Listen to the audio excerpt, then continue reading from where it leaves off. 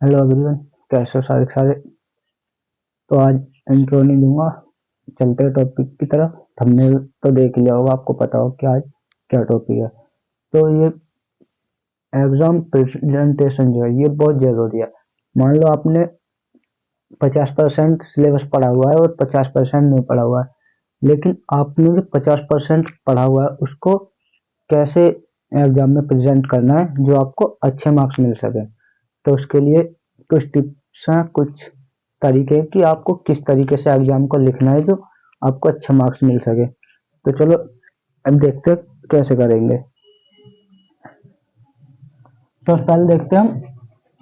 बच्चे बोलते हैं कि भैया एग्जाम में राइटिंग मैटर करती है या नहीं करती है।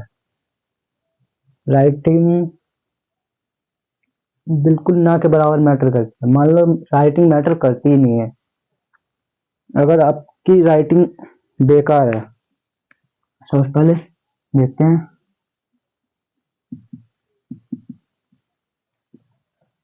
राइटिंग के बारे में बात करते हैं। राइटिंग ऐसी होनी चाहिए कि जो आपकी कॉपी चेक करेगा वो उसे पढ़ सके। मतलब आपकी राइटिंग जो है वो रीडेबल होनी चाहिए, मतलब पढ़ने लायक होनी चाहिए कि जो आप लिख रहे हो, जो भी वर्ड लिख रहे हो वो कॉपी चेक करने वाले को समझ में आ जाए। तो ऐसी आपकी राइटिंग होनी चाहिए। ये नहीं है कि आप फूल पत्ती बना के आ रहे हो, बिल्कुल सजा के आ रहे हो कॉपी को।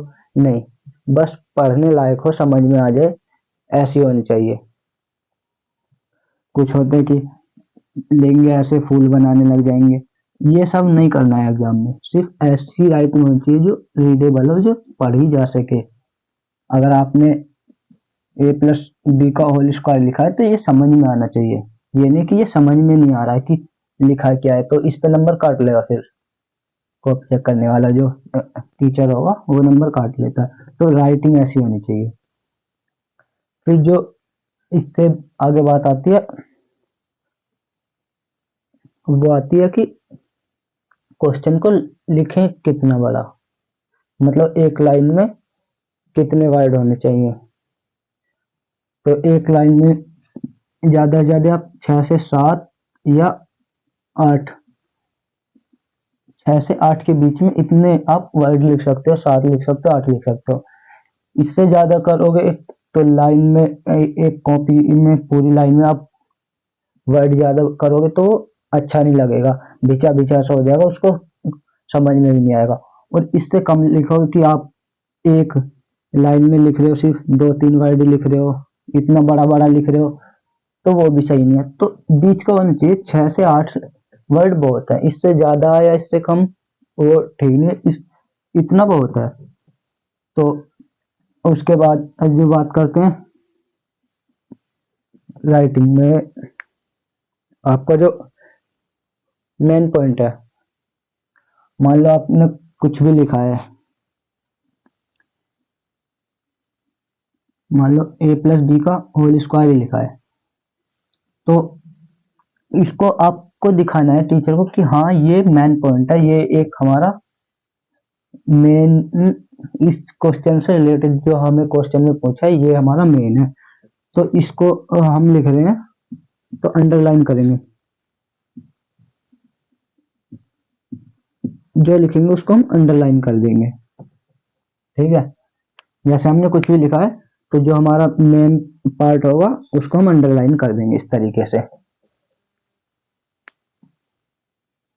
ये एक और है ब्रैकेट।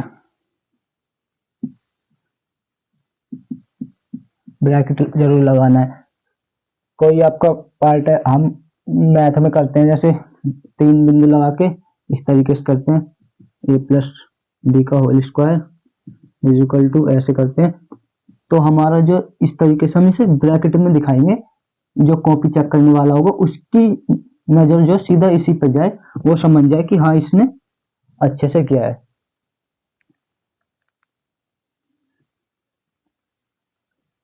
तो इससे आगे और देखते हैं।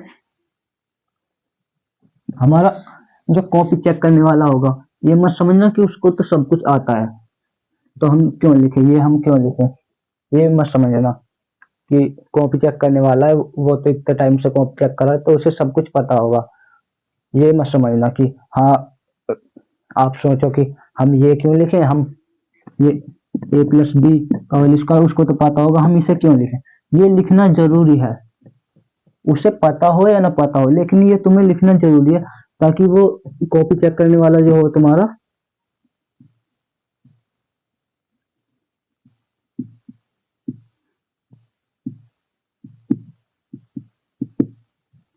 उसको ये समझो कि वो एक छोटा बच्चा है, जिससे जैसे तुम एक छोटे बच्चे को समझाते हो, 5th क्लास 6th क्लास का हो कोई, तो समझो कि वो 6th क्लास का बच्चा है, तुम उसे समझा रहे हो कि ये कैसे आया, हमें इसे करना कैसे है। ये मत समझना कि उसको तो सब आता होगा, हम लिखे ही ना ये, और हमारा जो मेन पॉइंट है हम उसको छोड़ दें कि उसको ए प्लस बी का होल स्क्वायर भी आता होगा, होल क्यूब भी आती होगी, पाइथागोरस प्रमेय भी आती होगी, सब कुछ आता होगा। तो ये मत समझना, जो क्वेश्चन में पूछा है वो भी, और थोड़ा अगर कोई मेन पॉइंट है उसको भी जरूर लिखो, उसे छोड़ो मत कि उसको छोड़ दो और वो उसको ध्यान दे लेगा कि इसमें ये लिखा ही नहीं है, तो उसी पे आपके मार्क्स कट जाएंगे। तो ऐसा बिल्कुल मत करना, समझना कि आप किसी छोटी क्लास के बच्चे को समझा रहे हो, तो इस तरीके से बिल्कुल लिखना है, सब कुछ लिखना है मतलब। अब करते हैं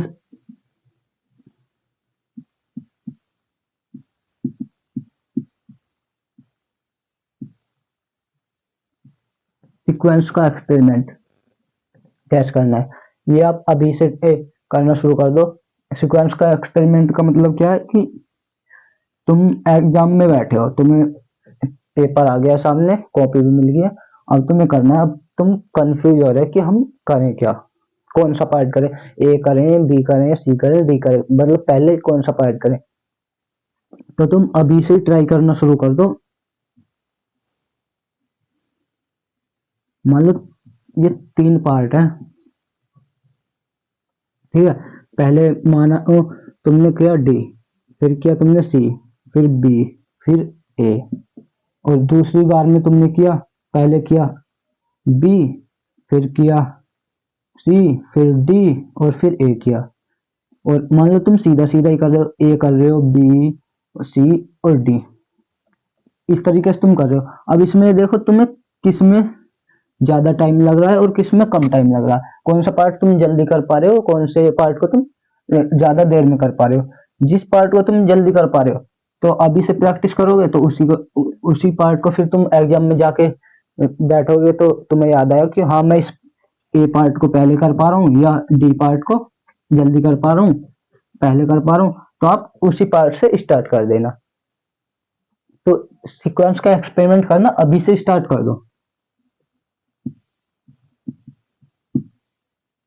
अभी से ये एक्सपेरिमेंट करना स्टार्ट कर दो ताकि तुम्हें एग्जाम में जाके कोई प्रॉब्लम ना आए कि करना कैसे है, कौन सा पार्ट पहले करूं कौन सा बाद में करूं। ये कंफ्यूजन जो है तुम्हारी ये दूर हो जाएगी अभी, इसको अभी दूर कर लो, वरना एग्जाम में फिर प्रॉब्लम होगी।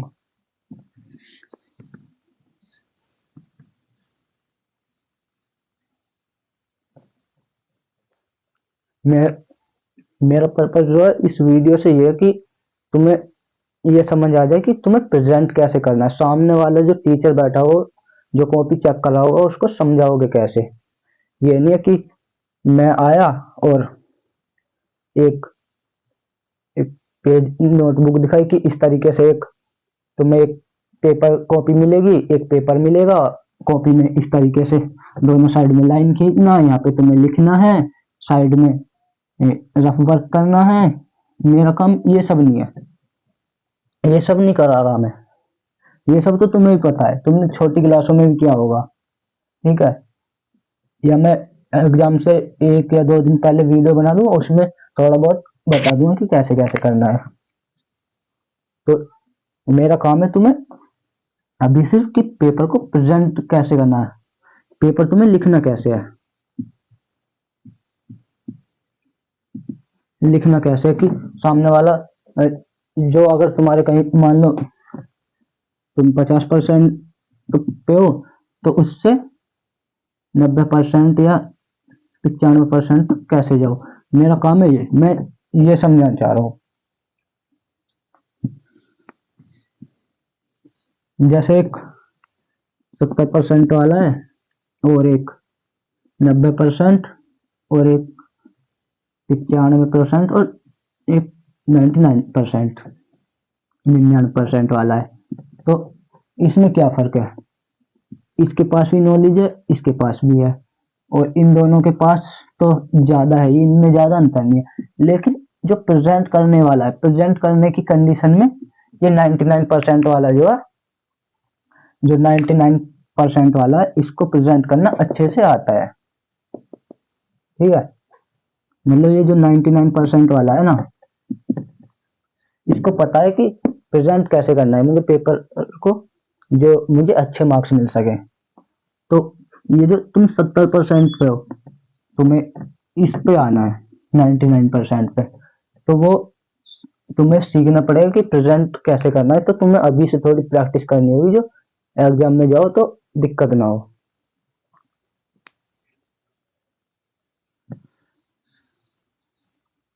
अब इसका एक पॉइंटर देखते हैं, आंसर लिखने का तरीका। कि भैया आंसर लिखने का तरीका क्या है, तो देखते हैं।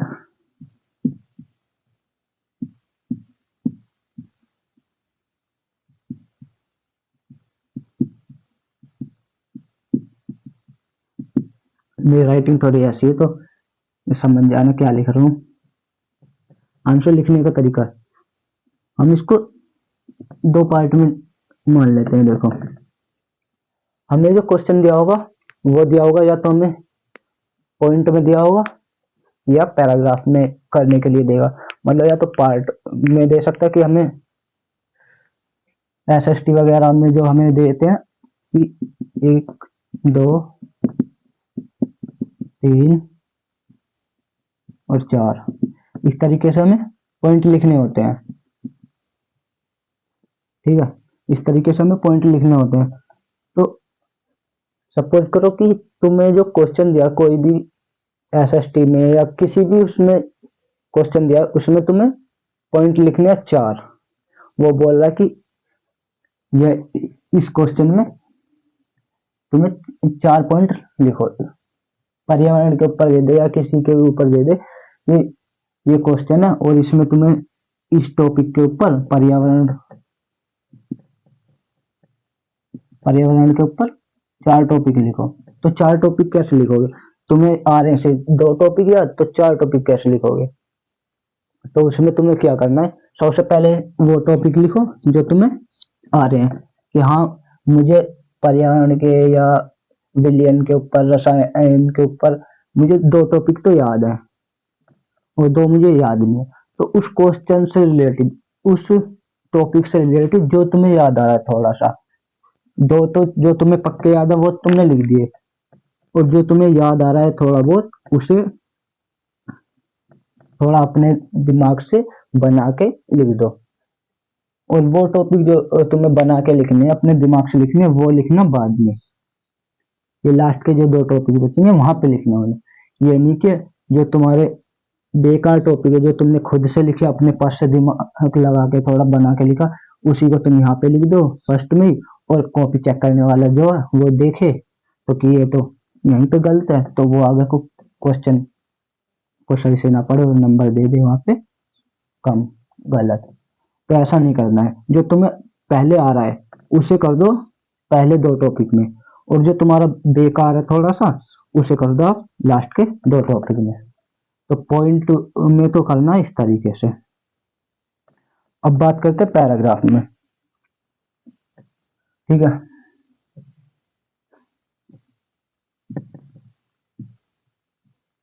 पैराग्राफ में तुम्हें या तो क्वेश्चन देगा तो उसमें पूरा क्वेश्चन लिखना होगा, एक पूरा पैराग्राफ लिखना होगा, या तुम 3 पैराग्राफ भी बना सकते हो। पहले में इंट्रो दे सकते हो, दूसरे में मेन पार्ट लिख दो, और तीसरे में जो लिखना है वो तुम्हें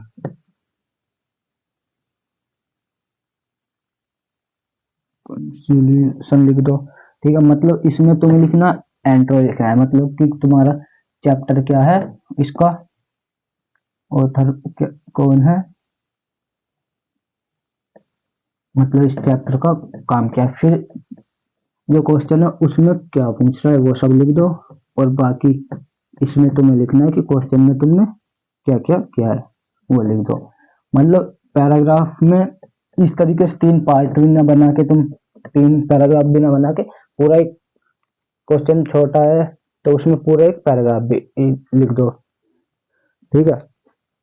और अब बोलो कि भैया क्वेश्चन को कितना लिखे हम, कि हमें ज्यादा टाइम भी ना लगे और क्वेश्चन पे नंबर भी पूरे मिले।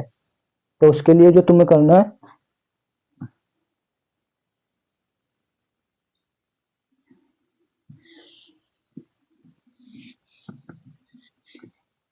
देखो अगर क्वेश्चन दिया तुम्हें 1 मार्क्स का, तो उसे तुम सीधी सी बात है कि या तो एक लाइन में लिखोगे, ठीक है, एक लाइन लिखोगे, या एक पैराग्राफ बोल सकते हो, या एक पॉइंट में लिखोगे, ठीक है। मतलब 1 मार्क्स का क्वेश्चन है तो उसे तो ज्यादा तुम लंबा लिखोगे नहीं। अब तुम्हें कोई क्वेश्चन दिया 2 मार्क्स का, तो उसे ज्यादा से ज्यादा 3 पॉइंट में लिख दो। और तुम्हें क्वेश्चन दिया 4 मार्क्स का, तो उसको ज्यादा से ज्यादा 5 पॉइंट या 6-7 पॉइंट में लिख सकते हो, ठीक है। ये नहीं कि तुम 1 मार्क्स के क्वेश्चन को ही लिख रहे हो 5 पॉइंट में, ये नहीं करना है, ये करना नहीं है कि 1 मार्क्स के क्वेश्चन में तुम 5 पॉइंट में लिख रहे हो, तो तुम्हारा यहाँ पे टाइम भी ज्यादा लगेगा और तुम्हारा नंबर तब भी इतना ही मिलेगा, एक ही। तो ये बिल्कुल नहीं करना है। अगर 1 मार्क्स का क्वेश्चन है तो ज्यादा से ज्यादा एक लाइन या एक पॉइंट में लिखना है वो। तो तुम्हें जो मार्क्स का ध्यान देना है और इस तरीके से लिखना है। अब बात करते हैं टाइम मैनेजमेंट की, इस टाइम को मैनेज कैसे करें, कि हमारे पास तो टाइम ही नहीं बचा, फिर वहां पे एग्जाम में देखो कि टाइम नहीं बचा, कैसे करें अब।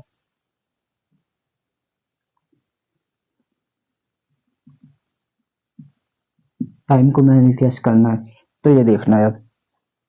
तो इसके लिए तुम्हें अभी से प्रैक्टिस करनी पड़ेगी। टाइम के लिए हमें जो पेपर होता है वो होता है हमारा 3 घंटे का, लेकिन तुम इसे मान के चलना ज्यादा से ज्यादा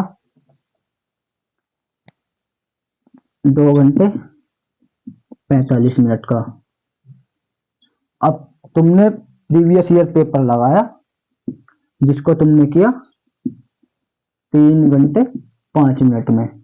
अभी प्रीवियस ईयर पेपर करोगे, सैंपल पेपर करोगे जिसे तुमने किया 3 घंटे 5 मिनट में, ठीक है फर्स्ट।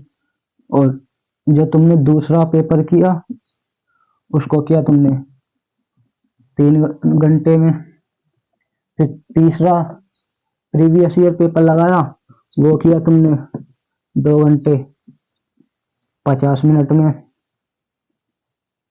और तुम जो कर रहे हो चौथा पेपर, जो तुमने प्रीवियस ईयर पेपर किया वो किया 2 घंटे 40 मिनट में। और इसके बाद जो तुमने किया पांचों प्रीवियस ईयर पेपर लगा रहे हो वो किया तुमने 2 घंटे 30 मिनट में। तो तुम्हें इस पोजीशन पे आना है, देखो इस पोजीशन पे आना है तुम्हें, 2 घंटे 30 मिनट में तुम्हें प्रीवियस ईयर पेपर जो हो जाए, ताकि तुम एग्जाम में जाके ज्यादा टाइम ना लगाओ कि हमें 3 घंटे भी पूरे हो गए और हमारा अभी पेपर बच गया, हम पे हुआ नहीं। अगर 15 मिनट मिल जाते और 30 मिनट मिल जाते 10 मिनट मिल जाते तो पूरा हो जाता। ये सब नहीं करना है, ये सब अभी करना है तुम्हें, अभी कर लेना, ताकि बाद में एग्जाम के टाइम पे टाइम बच जाए। और थोड़ा एग्जाम के टाइम पे एग्जाम सेंटर पर अपना टाइम से पहुंच जाना, ताकि ज्यादा दिक्कत ना हो टाइम की। इसके लिए तुम्हें अभी सैंपल पेपर लगाओ और previous year paper. Sample paper लगाओगे, तुमने पहला सैंपल पेपर लगाया, फिर दूसरा किया, तीसरा किया, चौथा किया, लेकिन बोलोगे भैया हमने सैंपल पेपर भी लगाए हैं, प्रीवियस ईयर पेपर भी किए हैं, तब भी हमारे मार्क्स अच्छे नहीं आए। तो बात सैंपल पेपर से नहीं कि तुमने 5 किए हैं 10 किए हैं, बात इससे नहीं है। अगर तुम एक सैंपल पेपर भी कर रहे हो तो उसको भी इतने अच्छे से करो ताकि तुम्हारे मार्क्स अच्छे आ जाएं, तुम्हारी प्रैक्टिस अच्छी हो जाए। तो उसके लिए तुम्हें सैंपल पेपर को एनालाइज करना सीखना होगा कि भैया एनालाइज कैसे करेंगे। तो तुमने पहला सैंपल पेपर किया, ठीक है, दूसरा किया, अभी मान लो 2 ही किए हैं तुमने, और दोनों में तुमने जो किए हैं उसमें कुछ क्वेश्चन ऐसे होंगे जो तुमने ठीक किए हैं बिल्कुल, 2-4 क्वेश्चन ऐसे होंगे जिनमें तुम्हें थोड़े गलत किए, थोड़े सही किए हैं। तो वो जो क्वेश्चन हैं गलत करने वाले, जो तुम पे हुए नहीं, हार्ड टॉपिक लगा कि हम पे ये नहीं हुआ, थोड़ा सा इसमें मिस्टेक होगी, थोड़ी सी इसमें होगी, तो उस क्वेश्चन को आपको एक कॉपी में नोट कर लेना, क्वेश्चन 1 2 इस तरीके से उनको नोट कर लेना, और उनकी फिर से प्रैक्टिस करना, उनको एनालाइज करना, पेपर सैंपल पेपर करने के बाद एनालाइज करना कि कहाँ पे गलती हुई है और कौन सा तुमने सही से नहीं किया है। तो उनको एक कॉपी में लिख लेना, नोट कर लेना, और उनको फिर से प्रैक्टिस करना, ठीक है, उनको प्रैक्टिस करना। और फिर जब तुम एग्जाम देने जाओ उससे पहले उस नोटबुक को उठाना अपनी को, और उसमें देखना जहाँ जो तुम पे हार्ड थे टॉपिक थे, जो हार्ड टॉपिक थे जो नहीं हुए थे उनको करना, उनकी प्रैक्टिस कर लेना एक दिन पहले, और एग्जाम देने चले जाना, तो ज्यादा दिक्कत नहीं आएगी। पर सैंपल पेपर को करो तो एक करना बेशक, पर एनालाइज करके करना, अच्छे से करना, ये नहीं कि करे जा रहे हो करे जा रहे हो, 10-12 तुमने सैंपल पेपर कर लिए, करते जा रहे हो और उसको एनालाइज ही नहीं कर रहे हो कि कहाँ पे गलती है और कहाँ पे नहीं। तो उसको एनालाइज जरूर करना, ये नहीं कि एनालाइज करो ही ना, तो एनालाइज जरूर करना। तो आज की वीडियो यहीं पर खत्म होती है, मिलते हैं अगली वीडियो में। तो तब तक के लिए पढ़ते रहो, तैयारी करते रहो, कहर मचाते रहो, तूफान उठा दो, पेपर को में जाके तूफान मचा देना। और चैनल को सब्सक्राइब जरूर कर लेना, बहुत ही डाउन चल रहा है चैनल। तो मिलते हैं अगली वीडियो में, तब तक के लिए बाय बाय।